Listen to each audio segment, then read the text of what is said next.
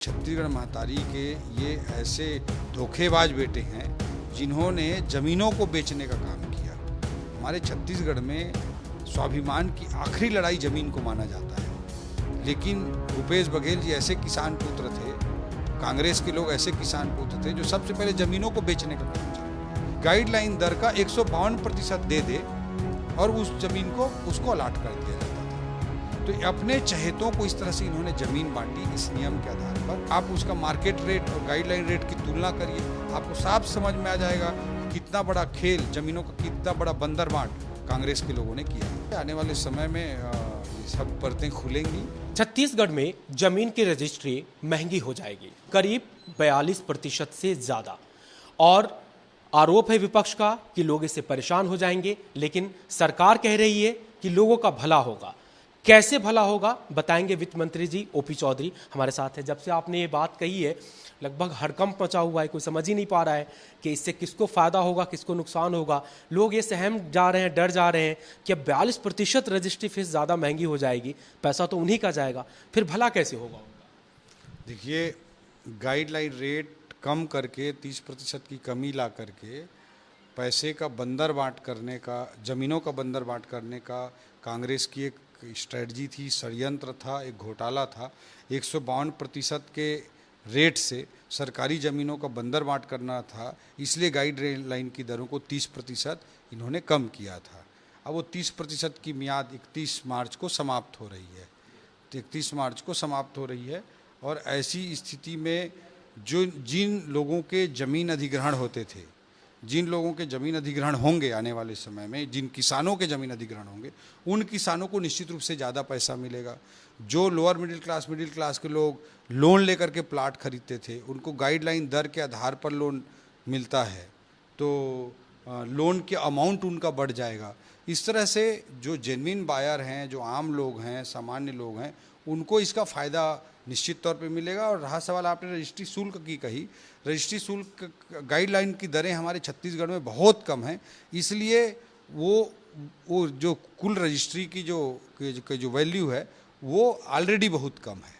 दो लॉजिक कही सर आपने, वो वाकई जेन्युइन लगती है। एक तो ये कि अधिग्रहण होगा, अगर ज़मीन का रेट रहेगा तो किसान को मुआवजा भी ज़्यादा मिलेगा, और अगर ज़मीन के रेट ज़्यादा रहेंगे तो लोगों का लोन अमाउंट भी ज़्यादा रहेगा। जो अभी पक्के कच्चे का खेल चलता था वो बंद हो जाएगा। लेकिन जब रेट बढ़ेंगे तो रजिस्ट्री फीस भी ज़्यादा पटानी पड़ेगी एक आम बायर को, तो इस लेवल पे तो चोट पड़ेगी। मैं यही बोलना चाह रहा हूँ कि पिछले 7-8 सालों में ज़मीनों का रेट नहीं बढ़ा, और 8 साल पहले जो ज़मीन के रेट थे उससे लगभग आज 30% कम रेट है। तो जो रजिस्ट्री शुल्क होता है या स्टाम्प ड्यूटी होता है वो गाइडलाइन की दर पर आधारित होता है। तो गाइडलाइन की दर 30% की छूट 31 मार्च को समाप्त होने के बाद भी गाइडलाइन की कुल वैल्यू बहुत कम है, इसलिए उसका परसेंटेज जो निकलेगा पंजीयन शुल्क का या स्टाम्प ड्यूटी का, वो भी ऑलरेडी बहुत कम है। दूसरे राज्यों की तुलना में आप टोटल वैल्यू निकालेंगे तो बहुत कम है। परसेंटेज में वो भले ही किसी को ज़्यादा दिख सकता है, लेकिन गाइडलाइन की दरें इतनी कम रखी कांग्रेस ने ज़मीनों का बंदर बांट करने के लिए, इसलिए कुल पंजीयन शुल्क जो कुल स्टाम्प ड्यूटी लगती थी वो ऑलरेडी आज भी 30% की सीमा समाप्त होने के बाद भी छत्तीसगढ़ में बहुत कम है। ये जो सर जिक्र करते हैं कि 152% का वो कुछ किया और बंदर बांट हुई, वो थोड़ा सर समझाइए सर, क्या खेल हुआ है, कैसे वो लोगों को भी समझ में आना चाहिए कि ये फैसला आप जो ले रहे हैं वो बेसिकली प्रदेश और उनके हित में है। तो ये कांग्रेस बड़ी बड़ी बातें करती रही, छत्तीसगढ़ महतारी की बात करती थी, लेकिन छत्तीसगढ़ महतारी के ये ऐसे धोखेबाज बेटे हैं जिन्होंने ज़मीनों को बेचने का काम किया।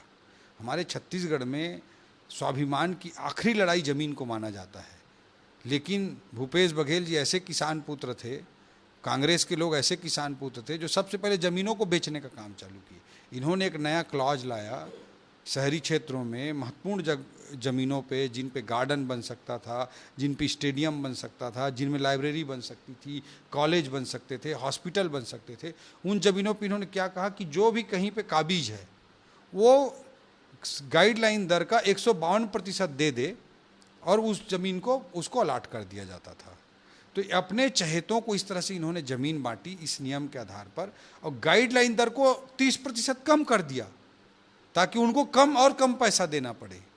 तो इस तरह से ये नया क्लॉज ला करके आप रायपुर में पता करिए, पूरा केस निकालिए, सूचना अधिकार में लगाइए कितने लोगों ने 152% में ज़मीन का अलॉटमेंट कराया है, और आप उसका मार्केट रेट और गाइडलाइन रेट की तुलना करिए। आपको साफ समझ में आ जाएगा कि कितना बड़ा खेल, ज़मीनों का कितना बड़ा बंदरबांट कांग्रेस के लोगों ने किया है। मंत्री जी हैं आप, और तो एक्सपोज एक बार अगर सूची भी आप भी जारी करा देंगे सर, तो पता भी चल जाएगा कि कितना दूध का दूध और पानी का पानी जो बोलते हैं, कि कितना लोगों ने इसका फ़ायदा उठाया और उठाने वाले में कौन लोग हैं। तो ऐसी कुछ हो जाएगी सर?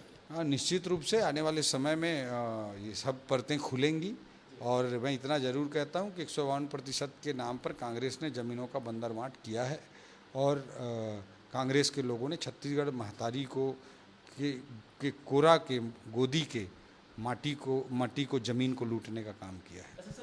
सुधार की बात हो रही है और आम लोगों के हित की भी बात हो रही है। बस एक सवाल इसी से आपसे ही विभाग से जुड़ा हुआ है, वो नया रायपुर के लेकर के है।